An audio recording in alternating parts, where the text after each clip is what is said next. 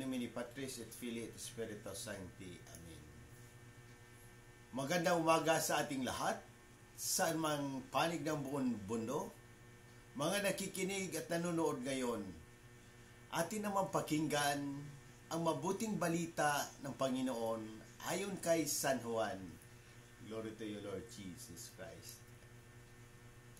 Noong panahong iyon, marami sa mga alagad ni Jesus ang nagsabi, "Mabigat na pananalita ito. Sino ang makatatanggap nito?" Alam ni Jesus na nagbubulong-bulungan ang kanyang mga alagad tungkol dito. Kaya't sinabi niya,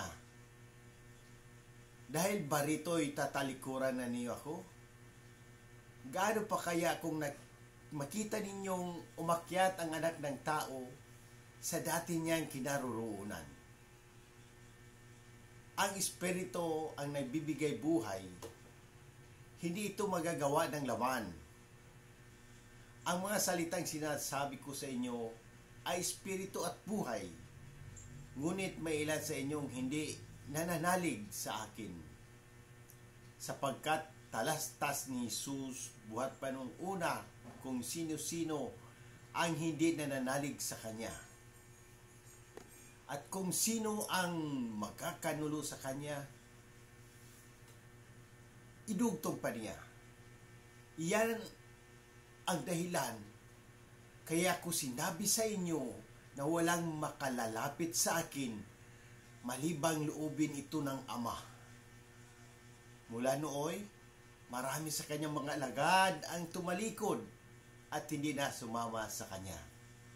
Kaya tinanong ni Jesus ang 12, "Ibig din ba ninyong umalis?" Sumagot si Simon Pedro, "Panginoon, kanino po kami pupunta? Nasa inyo ang mga salitang nagbibigay ng buhay na walang hanggan. Naniniwala kami at ngayon natitiyak namin kayo ang banal ng Diyos." Ang mabuting balita ng Panginoon. Praise to you, Lord Jesus Christ.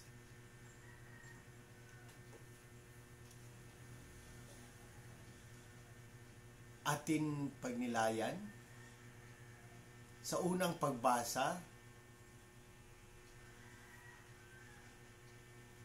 kay Josue at sa ikalawang pagbasa naman sa Efeso. Ating bilang Romano Katoliko, ang Ebanghelyo ngayon ay nagbibigay sa atin ng mahalagang paalaala tungkol sa hamon ng pananampalataya. Marami sa mga alagad ni Jesus ang nahirapang tanggapin ang kanyang mga salita. At dahil dito, sila'y tumalikod, ngunit sa gitna ng kanilang pag-aalinlangan, si Pedro ay nagbigay ng isang matapang at makahulugang pahayag. "Panginoon, kanino po kami pupunta? Nasa inyo ang mga salitang nagbibigay ng buhay na walang hanggan." Sa ating pagmuni-muni, una, pananampalataya sa gitna ng pagdududa. Maraming pagkakataon sa ating buhay na tayo'y naharap sa mga sitwasyong tila mahirap unawain ang mga plano ng Diyos. Tulad ng mga alagad, maaari tayong makaranas ng pagdududa at paghihina ng loob. Subalit, ang tunay na pananampalataya ay hindi sumusuko sa harap ng mga pagsubok. Amen. Tayo ay tinatawag na manatiling tapat sapagkat si Jesus lamang ang may mga salitang nagbibigay ng buhay na walang hanggan.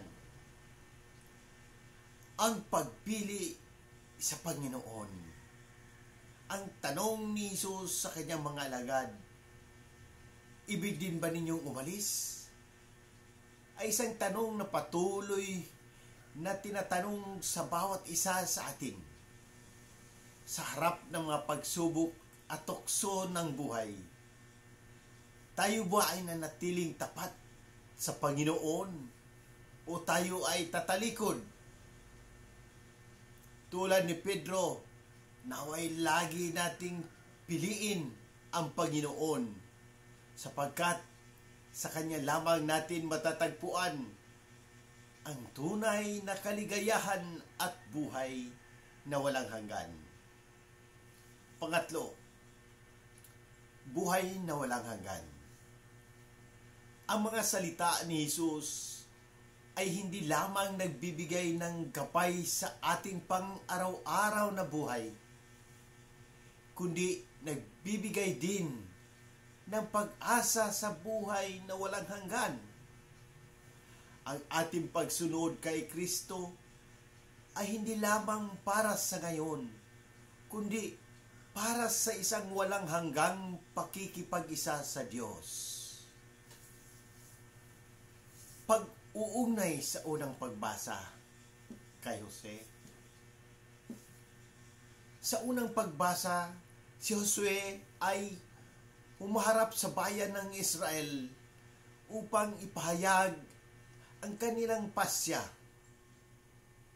Magsilbi kayo kanino mang Diyos na nais ninyo, ngunit ako at ang aking sambahayan, si Yahweh ang paglilingkuran. Ito ay isang malinaw na pagpili at pagpapahayag ng pananampalataya na maaaring iugnay sa sagot ni Pedro sa Ebanghelyo. Pag-uugnay sa ikalawang pagbasa sa Efeso.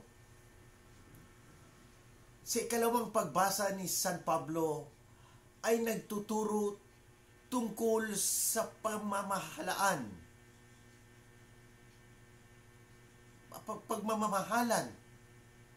at paggalang sa pagitan ng mag-asawa.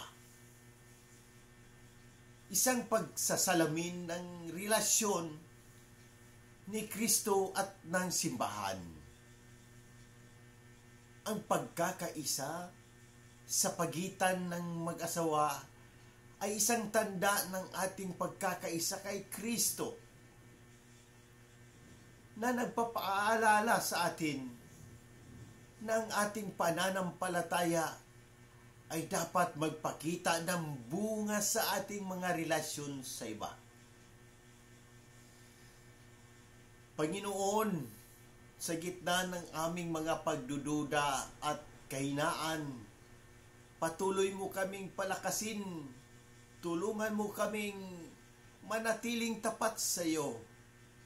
Tulad ni Pedro na sa kabila ng lahat ng pagsubok ay naniniwala at magtitiwala ni ikaw ang banal na Diyos. Gabayan mo kami na palaging piliin ang iyong mga salita na nagbibigay buhay at humantong sa buhay na walang hanggan. Amen. Sa muli, hinihikayat ko ang lahat, Katoliko man o hindi, na magtanong at pagnilayan ang mensahe ng Ebanghilyong ito. Kung may mga katanungan kayo tungkol sa pananampalataya, ang ating simbahan o sa anumang aspeto ng ating buhay, bukas ang aking puso na sagutin ang mga ito. Sama-sama nating pagninilayan at pahalagahan ang habag at pag-ibig ng Diyos na ipinapahayag ni Jesus sa Ebanghilyong ito. Sa pamamagitan ng ating mga gawain at salita, naway maging daluyan tayo ng habag at pagmamahal ng Diyos sa lahat ng tao. Amen. In nomine Patris et Filii et Spiritus Sancti. Amen. God bless.